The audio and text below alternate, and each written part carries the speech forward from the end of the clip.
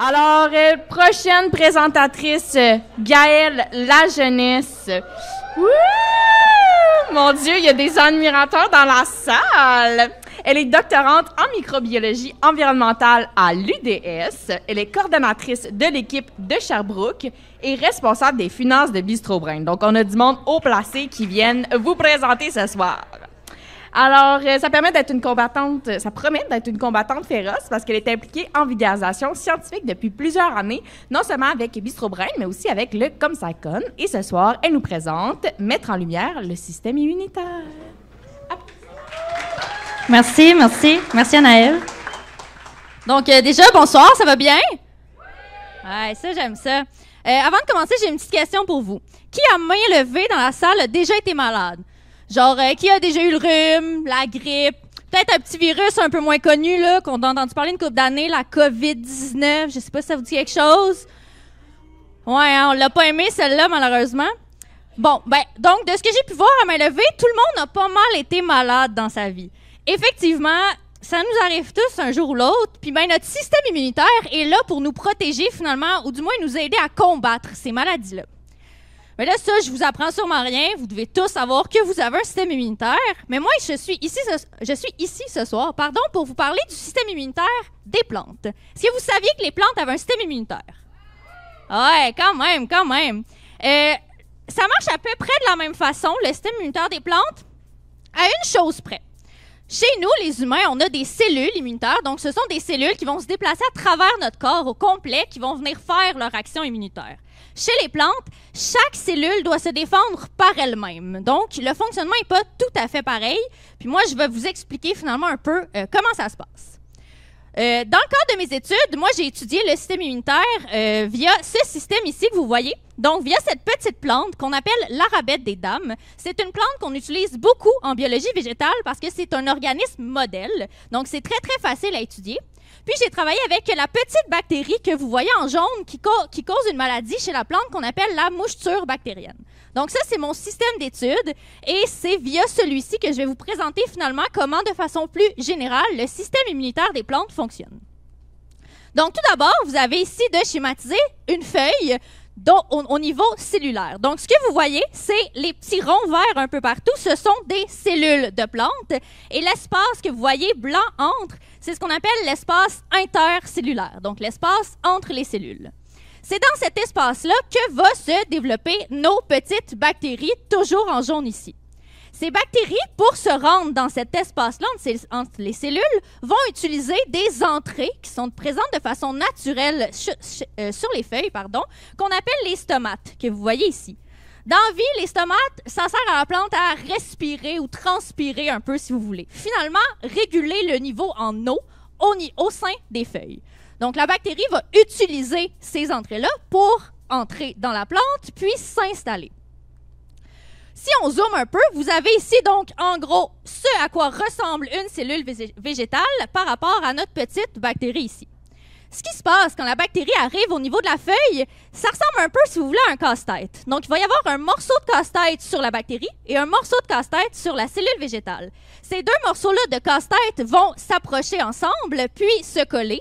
À ce moment-là, il va y avoir reconnaissance qui va envoyer un signal au centre de contrôle de la cellule de la plante et ce qui va finalement déclencher l'immunité. L'immunité de la plante, je l'ai représentée ici par mon petit soldat, mais ça fonctionne de plusieurs façons différentes. Donc, on a plusieurs types de soldats finalement dans l'immunité végétale. Le premier type de soldat, il va venir faire des dépôts de callose qu'on appelle au niveau de la surface des cellules. Ça agit un peu comme des sacs de sable quand on a une inondation. Donc, on met les sacs de sable pour éviter finalement le déversement d'eau. Donc, ça agit exactement de la même façon. Les petits soldats viennent mettre des petits sacs de sable pour finalement empêcher la bactérie d'entrer. On a ensuite d'autres petits soldats qui, eux, ont pour rôle d'aller directement tuer les bactéries parce que la plante, elle ne veut pas que les bactéries se développent parce qu'une fois les bactéries développées, c'est là qu'on va avoir la maladie. On a aussi un troisième type de soldat qui va venir voler la nourriture de la bactérie. Donc, la bactérie, elle, son but, c'est d'acquérir le plus possible de nourriture et d'eau pour être capable de pousser. Puis la plante va venir lui voler, finalement, ces nutriments-là pour l'empêcher de pousser de façon efficace. Et on a aussi le dernier soldat qui est comme le big shot, là. Lui, c'est en fait une molécule qu'on appelle l'acide salicylique. L'acide salicylique, peut-être que vous en avez déjà entendu parler, c'est d'ailleurs un ancêtre de l'acide salicylique, un dérivé finalement qui compose l'aspirine qu'on a aujourd'hui, nous, donc qui nous aide, nous, dans notre système immunitaire. Donc, cette molécule-là va aider le système immunitaire de la plante et elle va servir de molécule de défense. Mais là, c'est pas tout, parce que la bactérie, elle veut se défendre. Là, c'est bien beau tout ça, la plante a un système immunitaire, OK, fait que là, vous me dites, pourquoi d'abord les plantes tombent malades? Parce que la bactérie, elle a évolué, elle aussi, elle aime ça finalement, s'installer, elle a trouvé des petits trucs. Elle est capable d'envoyer des protéines qu'on voit représentées comme les étoiles ici. Ces protéines-là, une fois entrées à l'intérieur de la cellule, vont agir comme un peu des voleurs et vont venir finalement prendre le contrôle du centre de contrôle de la cellule de la plante à l'avantage de la bactérie. Le plus grand rôle que va avoir ces protéines-là, ça va être de venir bloquer l'immunité au complet pour vraiment permettre finalement à la bactérie d'être tranquille puis de pousser tout seul dans son petit coin pour ensuite causer la maladie chez la plante. Un autre impact super important qu'a la bactérie, c'est de venir créer son environnement. Donc, je vous rappelle, les bactéries poussent dans cet espace-là entre les cellules au sein de la feuille, sauf que ça, c'est un espace qui est très, très sec. Les bactéries n'aiment pas vraiment ça quand c'est sec. Donc, elles sont capables de venir faire en sorte que les stomates vont se fermer. Puis ça va entraîner une accumulation d'eau à l'intérieur des tissus. Puis ça vient créer vraiment là, un environnement qui est propice aux bactéries. Donc, c'est vraiment son environnement qu'elle préfère quand il y a de l'eau. Donc, la bactérie, elle va tout faire finalement pour créer cet environnement-là plein d'eau où elle va être capable de croître de façon vraiment efficace et à ce moment-là, de causer la maladie chez la plante. En bref, le système immunitaire des plantes, c'est un peu comme un jeu à la corde. Si vous avez peut-être joué quand vous étiez petit où on tente de faire basculer l'équipe de l'autre côté de la ligne, mais c'est le même principe. Donc, d'un côté, on a le système immunitaire de la plante qui essaye donc de tuer la bactérie pour être capable de garder la plante en santé, que la plante survive. Et de l'autre, on a la bactérie qui fait tout pour créer son environnement qu'elle préfère pour venir finalement gagner le combat et causer la maladie chez la plante. Maintenant, je vais vous parler un peu plus de moi, ce que j'ai découvert au laboratoire. Y a-t-il un problème ou... ben non, c'est vrai. En fait, c'est parce que... il y a eu une panne de courant. Un moment donné à l'université, on travaillait tout bonnement, bang, plus de courant. Fait que là, tout le monde est content, on peut s'en aller chez nous quand il n'y a pas de courant, c'est malade. Fait que là, on s'en va tous chez nous. Finalement, on fait on a fini notre journée de travail, on s'en va chez nous. Mais là, moi, ce que j'avais fait cette journée-là, c'est que j'avais rendu des plantes malades artificiellement dans le but d'essayer de les traiter par après. Le lendemain, on arrive, les plantes sont pas malades, mais pas pantoute, là. À ce moment-là, j'étais stagiaire, fait que là, on me dit, bon, ça y est, Gaëlle, c'est de ta faute. C'est toi. T'as pas fait ta job comme faut. Non, moi, je sais que j'ai fait ma job comme faut. Fait que là, je m'ostine. Je fais, non, j'ai fait ma job comme faut. Je te jure, j'ai rendu la plante malade. Ils font, mais oui, mais elle est pas malade. Je fais, check bien ça. Moi, je vais trouver pourquoi la plante est pas malade. Finalement, on investigue un peu, on regarde. La panne de courant avait fait en sorte que nos minuteurs dans les chambres de croissance où on met les plantes avaient été déréglés. Et donc, les lumières ne s'étaient pas fermées à 8 heures comme supposé pour faire la nuit. Donc, la lumière était restée allumée toute la nuit. Donc, je me dis, c'est peut-être ça. Je prends les plantes, je les mets dans le noir, bang, la maladie apparaît. Et donc, c'est comme ça, avec probablement bien plus de temps, bien plus d'expérience, mais fait qu'au bout de 2 ans, on a été capable de conclure que la lumière, ça entraîne effectivement une résistance contre la bactérie. Donc, la lumière protège finalement. Et on a découvert que la lumière protégeait via, finalement, l'activation du système immunitaire. Donc, en gros, quand on allume la lumière toute la nuit, qu'on empêche les plantes d'avoir une nuit normale, ce qu'on fait, c'est qu'on augmente la quantité d'acide salicylique dans les cellules. Donc, cette fameuse aspirine dont je vous parlais tantôt. Puis, plus on a d'acide salicylique, plus la défense est importante et donc, plus la plante est capable de se protéger contre la bactérie.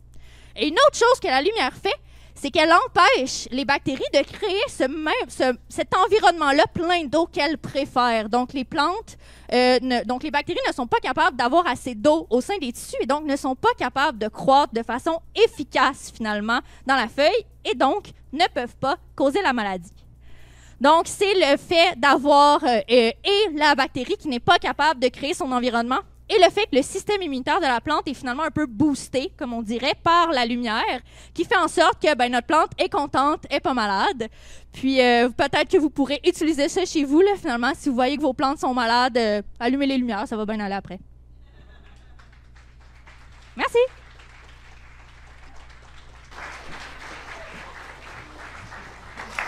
Bravo, Gaëlle. Je t'invite à rester pour les questions.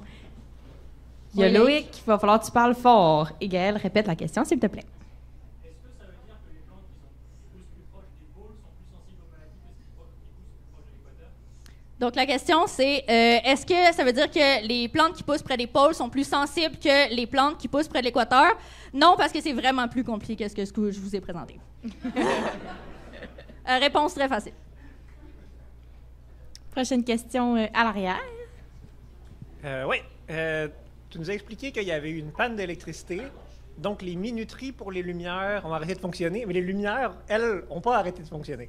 En fait, parce que la panne a duré juste 1 heure, là, à peu près. Fait que les lumières ont rallumé de façon automatique après. Mais comme la minuterie a comme arrêté de fonctionner, les lumières ont juste jamais refermé à l'heure où elles sont censées fermer, en fait. La panne, elle n'a pas duré si longtemps que ça. Il a fallu qu'on finisse notre journée de travail, en fait, là. Si je peux me permettre une autre question.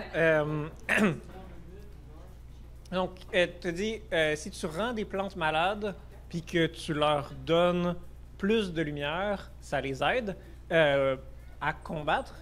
Mais puis à la toute fin, tu disais, si tes plantes sont déjà malades, mettons qu'ils ont déjà des symptômes de maladie, est-ce que tu as aussi étudié si ça les aide à combattre une fois qu'ils sont déjà malades, de leur donner plus de lumière? Oui, j'ai étudié ça aussi. Dans le fond, ça fonctionne. Si on laisse la maladie s'établir puis qu'ensuite on allume les lumières, ça prend à peu près 2-3 jours là, où il faut qu'on laisse la lumière allumée pour que la maladie disparaisse, mais ça fonctionne.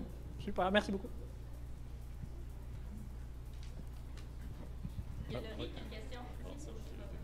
Vas-y, Laurie.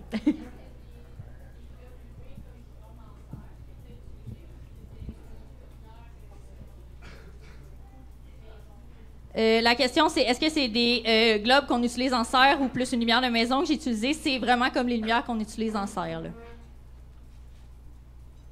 Une autre question? Oui? C'est un follow-up. Est-ce que l'impact de la lumière, de l'UV de la lumière, a un impact sur justement la qualité des cellules? Si la maladie est faite au niveau des feuilles ou au niveau des racines? Moi, je travaille vraiment au niveau des feuilles. Je vais répéter la question. Donc, la question, c'est est-ce que la lumière, l'UV de la lumière a un impact? Puis si je travaille au niveau des feuilles ou de la racine. Moi, je travaille au niveau des feuilles. Puis, on l'a testé. C'est sûr qu'à très, très long terme, là, mettons qu'on laisse les lumières allumées pendant comme 4-5 jours, là, il commence à avoir un effet sur la plante elle-même parce que justement à cause des UV et tout. Mais si on garde le traitement vraiment à courte durée, c'est assez pour venir diminuer la maladie, mais quand même garder la plante en santé. On peut y aller avec... Ah, une dernière petite.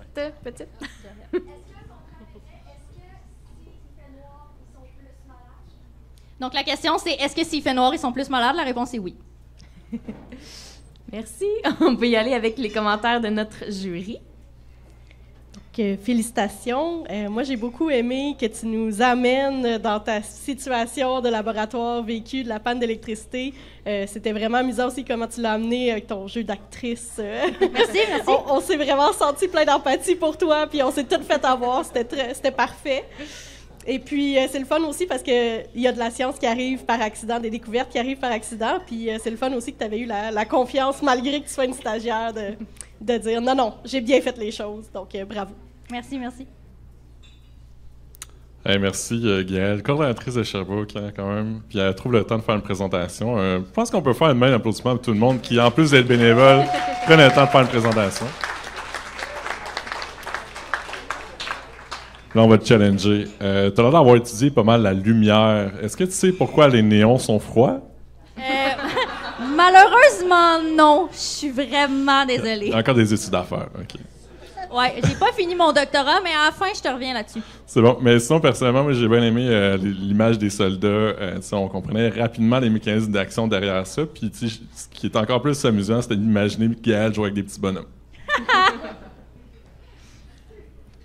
Moi aussi, j'ai beaucoup aimé ta présentation. C'est le fun. Moi, j'étudie en médecine, puis on voit le système immunitaire du corps humain, mais c'est le fun de voir celui des plantes aussi. Puis ça m'amenait peut-être la question aussi.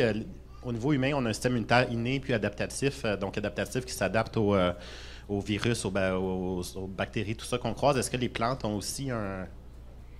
Les plantes n'ont pas vraiment de système immunitaire adaptatif, mais étant donné que c'est vraiment chaque cellule pour elle-même, en fait, ce qui se passe, c'est qu'on a plutôt une immunité qui va être systémique dans certains cas. Donc, si on a une feuille qui est infectée, la plante est capable quand même d'envoyer un signal aux autres feuilles de la plante pour les protéger en prévision, donc, à ce que la maladie arrive aussi au niveau de ces autres feuilles-là. Mais c'est ce qui se rapproche le plus là, de ce qu'on a chez les humains. Puis merci, puis super bonne présentation. Ce que, comme ma collègue a dit, j'ai beaucoup aimé le fait de l'accident de laboratoire. On voit souvent en théorie que les plus grandes découvertes arrivent des fois par accident, puis là, c'était le fun d'avoir un cas pratique. Donc, super belle présentation. Merci beaucoup. Merci. Génial. Merci beaucoup.